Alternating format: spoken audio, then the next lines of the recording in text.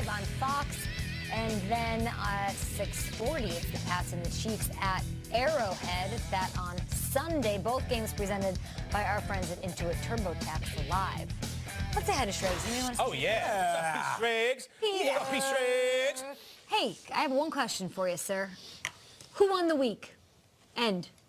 It's a great question. Okay, that's a great question. I'm going to say Sean Payton won the week here. They were down 14-0 in the first half, and everything looked to be going the Eagles' way, and the defending champions were on this magical mystery ride. And Sean Payton calls a fake punt on 4th and 1 on his own 30, and Taysom Hill, the up man, takes it, gets the first down and moves it. But it wasn't just here. Guys, Sean Payton coached the way we'd all want to live life. He just left it all out there. I want to say the numbers tell the story. On 3rd and 10 or longer yesterday, the Saints were 4 for 5. The rest of the other teams playing, the other 7 teams playing this weekend, were 2 for 23 on the weekend on 3rd and 10 or longer. And when it mattered most, he put the ball in the hands of Drew Brees and Mike Thomas, his money makers, and he got the job done. I love the way that Sean Payton was aggressive. 4th and goal, down 14-0, throws a touchdown pass, not to Mike Thomas, but to Keith Kirkwood, the Neptune, New Jersey native, who was an undrafted guy out of Temple, and gets him a touchdown. Sean Payton was coaching the way you would hope any big-time coach would in a big spot with his back against the wall. We could talk all day about Mike Thomas and his numbers, or that third-quarter drive that just sucked the life out of the Eagles. But I'll say that Sean Payton was the impetus and the guy that got it going. I think that he saved the season for the Saints, and he saved what could have been a colossal disaster, being the #1 seed, losing at home in the Superdome. Not only did he save the game, he saved the year, and I think it's going to be really difficult for the Rams to go into that building and win next week. There are Rams fans, now the Rams, of course, have been there, but there's Rams fans that are saying the dome, schmome, no big deal. You were there yesterday during this playoff game in that atmosphere. Tell Rams fans what they're up against.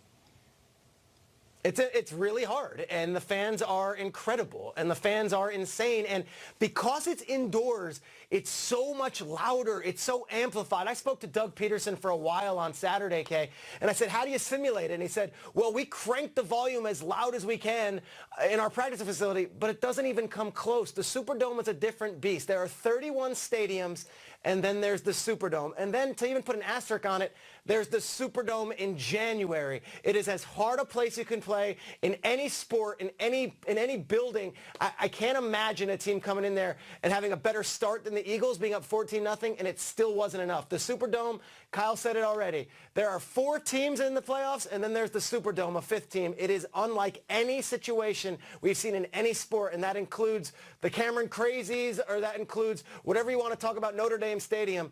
The Superdome in January is as hard a place to win as there is in any sport, any time period.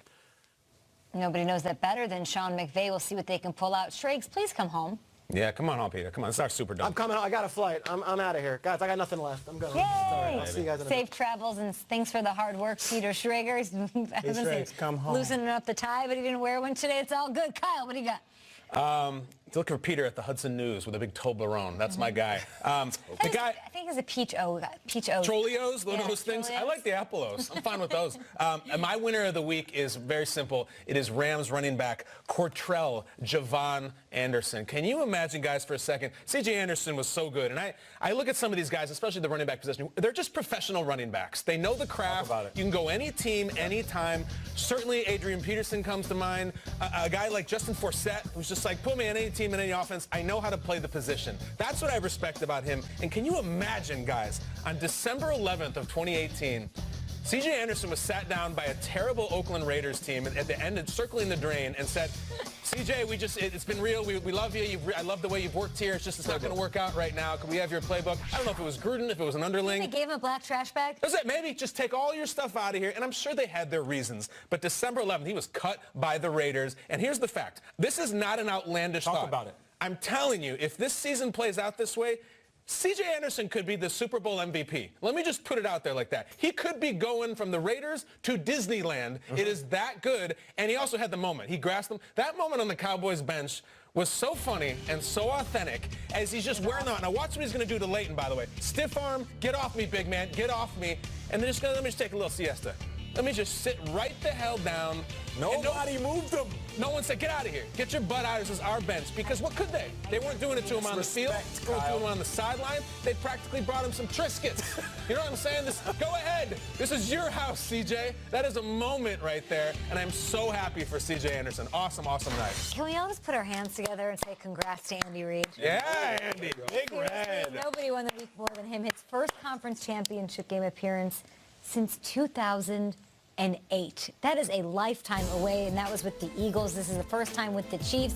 This is his second win in 5 playoff appearances with the squad in Kansas City. And I feel like this has put an end to the Dragons, to everything that's saying that they cannot win in Arrowhead in the playoffs. He did it, and now he gets Belichick. It's all very poetic. 0-2 against him in the playoffs, by the way. Who won the week for me? Very simple. Julian Edelman. Julian Edelman, been a good Pop Warner player, high school player, college player, former quarterback, undersized receiver in the league. You can say all that, but make sure you finish off by saying Julian Edelman is one of the best postseason wide receivers of all time. He's not a pretty good wide receiver in the playoffs. No, he is one of the best of all time. I've been saying that, and now his stats represent that. He passed Reggie Wayne with 94 catches. He's a dog. He's behind the GOAT, Jerry Rice, which is crazy. Jerry Rice has 151 catches. That blows your mind in itself.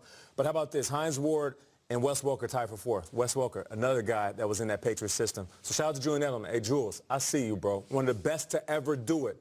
Leave it at that.